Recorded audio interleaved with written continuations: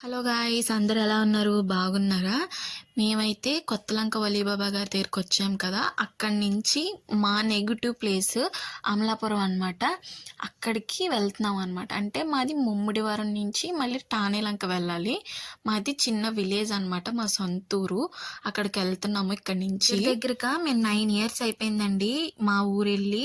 మళ్ళీ ఇప్పుడు వెళ్తున్నాము. నా ఫేస్లో ఆ స్మైల్ చూసారా? మా ఊరు వెళ్తున్నాం, మా ఇంటికి వెళ్తున్నాం అని చెప్పి.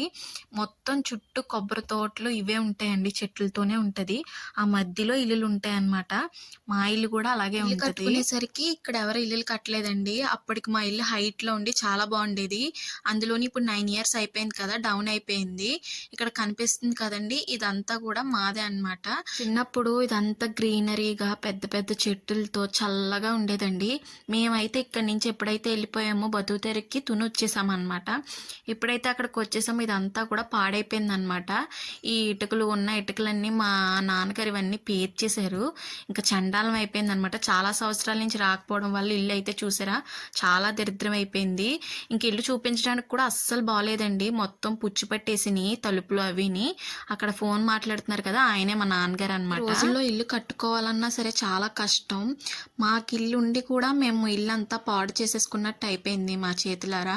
మా ఇల్లుని చూస్తే నాకు చాలా బాధ అనిపించింది. ఎందుకంటే మాకు చాలా మెమరీస్ ఉన్నాయి. చిన్నప్పుడు మేము ఏమేం చేసాము, ఎలా ఉన్నామని చాలా మెమరీస్ ఉన్నాయన్నమాట. ఇల్లుని చూడబోటప్పటికి నాకు బాధ అనిపించింది. ఇంకా అందుకే క్యాప్చర్ చేయాలని కూడా అనిపించలేదు అనమాట. అలా ఉండి చుట్టుపక్కల అందరినీ పలకరించేసి ఇంకా బయలుదేరిపోయామండి కాకినాడ. మేము కూడా తుని ఇంకా బయలుదేరిపోయామన్నమాట. కాకినాడ వచ్చేసి తునికి వచ్చేసాం అనమాట. నుంచి తునిలో వస్తాయి videos. Please do subscribe guys. Thank